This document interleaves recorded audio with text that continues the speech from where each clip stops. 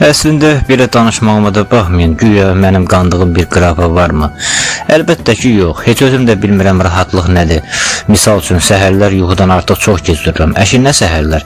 Axır vaxtlarda saat gündüz 11-də ya da 1-də dururam yuxudan. Nəysə, yuxudan duran kimi heç bir səbəb olmadan belə özümü saxlaya bilmirəm. Beynimin sakit qalmağına belə vərdiş etməmişəm. Yuxudan duran kimi yadıma o ifritə düşür. Və onda deyim ki, son vaxtlar sosial mühitə belə girə bilmirəm. Çünki onu görməkdən qorxuram. Öz-özümə xəyal edirəm ki, sanki o mənə vurulub. Mən bir fenomenal şəxsə çevrilmişəm. O da kənardan görüb, eşidib, sosial mühitdən məni tanıyıb, məni dəlicəsinə sevir və öz xəyalımda təsəvvür edirəm ki, o mənim ardımca yalvararaq, ağlayaraq gəlib ki, məni görsün.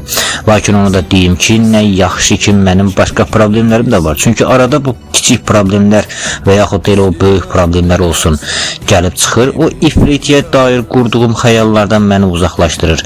Nə bilim, yaxşı ki, başqa problemlərim də çoxdur. Yoxsa bu qızın xəyalı belə məni məhv edəcəkdir. Düzü, son vaxtlar rahatlıq nədir bilmirəm. Gah kiminsə davranışında, gah da sözündə nəysə bir ilişməyə bəhanə axtarıram. Əsəbləşmək üçün də səbəb çoxdur. Bəzən bu qızın xəyalı bunlardan qurtulub, bu qızın xəyalı ilə bunlardan qurtulub rahatlaşıram. Bəzən də hansısa bir problem bu qızın dərdini çox çəkməyə qoymur. Yəni sanki bütün qayğılarım bir-biri ilə yer dəyişir. Özlərini sanki bir fikir yayındırıcı, bir xilaskar kimi göstərib növbə ilə gəlib gedirlər. Artıq mən nəyin dərdini çəkim də bilmirəm. Sadəcə hansının zamanı gəlir, onu düşünməyə başlayıram. Beynimdə bir şorabaya çevrilib artıq. Yenicə vurulduğum bu liberal qıza aid qurduğum xəyallarda da ancaq bir otaqda olduğumuzun xəyalıdır.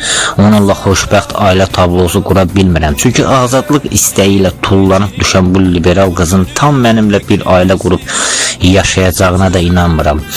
Doğrusu hərdən öz problemlərimə və xəyalımdakı arzulara baxıb bir his keçirdirəm ki, axı real həyatdakı əsl problemləri həll etməyərək niyə özümü xəyali problemlər uydurub onlarla məşğul oluram?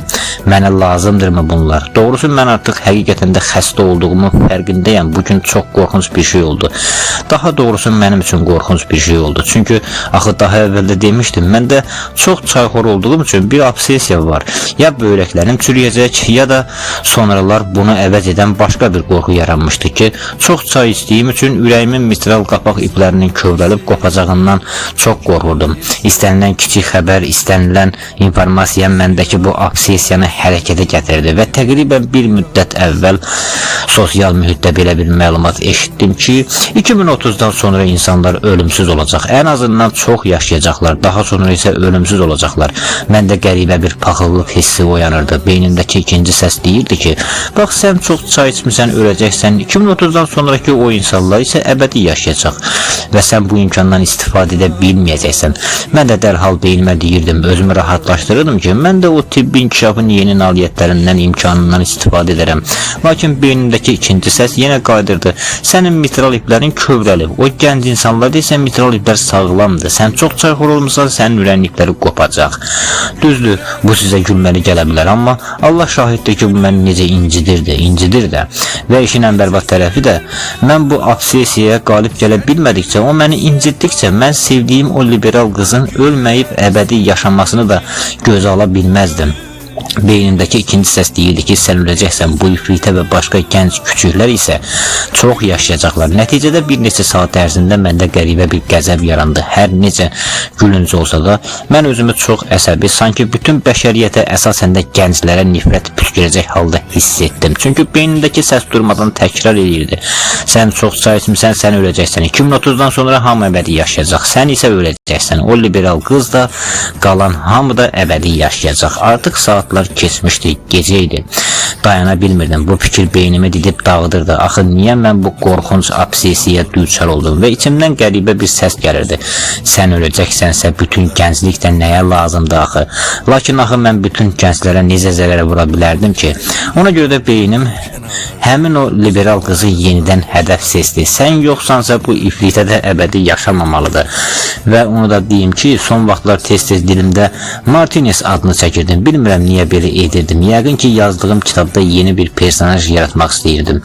Lakin sonradan sanki Martinez mənim beynimdə yeni bir səsə çevrildi.